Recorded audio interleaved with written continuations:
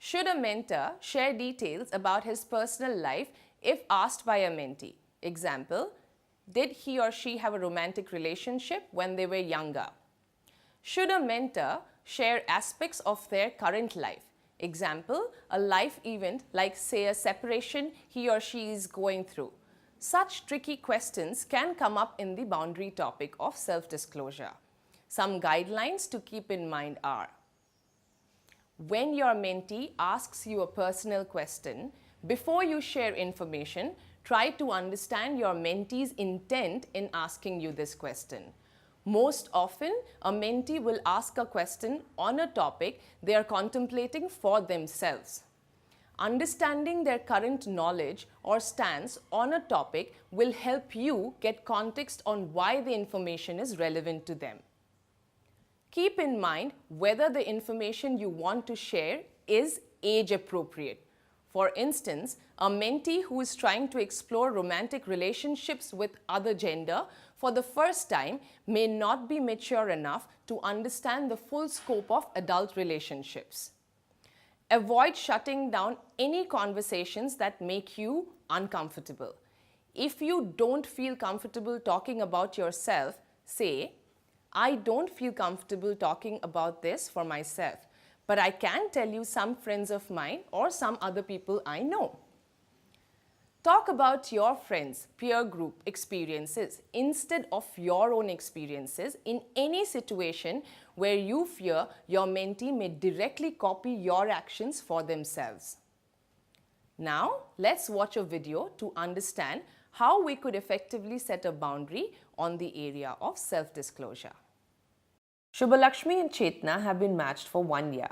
Chetna is a third-year engineering student. They meet 2 times a month in Shubhalakshmi's office. Hi Chetna, good morning. How are you? Good morning, ma'am. I am fine. What about you? I'm doing great, thank you. Chetna, I've been wanting to discuss regarding the companies that you wanted to shortlist to sit for your campus interview. Have you made any progress on that? Yeah, ma'am. I have listed 5 companies I am really interested in. I looked at scope to grow and learn within the company. Looked at benefits, salaries, and perks given, and also alignment to my interest. Very nice. I'm glad you looked through that. So can we discuss those now? Sure, ma'am. But before that, I want to ask how much you are getting salary now.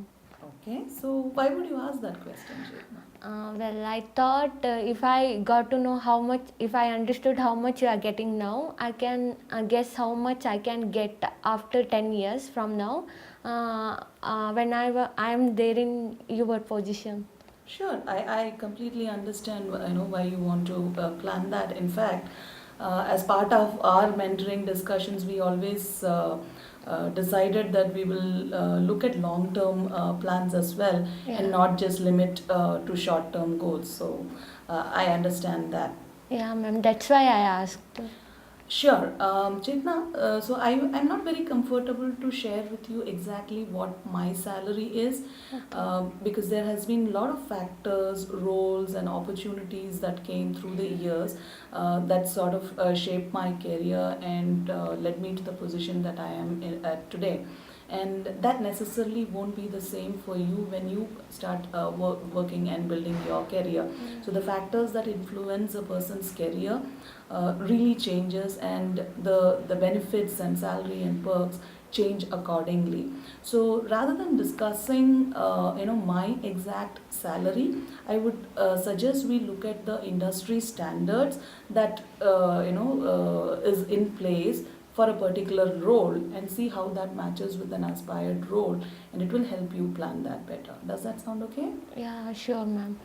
Great. Chetna, I'm very happy that you spoke about this to me and asked this question. As your mentor, I do want to let you know that in general, in a professional environment, the conversations around salary is considered confidential, and generally people don't discuss those. So I just wanted to let you know that, so that you will keep that in mind. Oh, sorry, ma'am. I didn't know about this. That's okay, that's perfectly fine. So, can we look at what researches you have done and what are the companies that you have looked at so far? and see how it goes? Sure, ma'am. This is what I listed about core companies. Okay, all right. Didn't Shubhalakshmi set the boundary well? When Chetna first asked Shubhalakshmi what her salary was, Shubhalakshmi correctly tried to understand the reasoning behind Chetna's question. This follows the first guideline on self-disclosure to understand the purpose before disclosing any information. Shubhalakshmi acknowledges Chetna's reasoning and validates that understanding salary ranges is helpful towards planning for a long-term career goal. Shubhalakshmi sets the boundary clearly and firmly by stating that she feels uncomfortable sharing her exact salary with Chetna. She never blames or judges Chetna for asking such a question.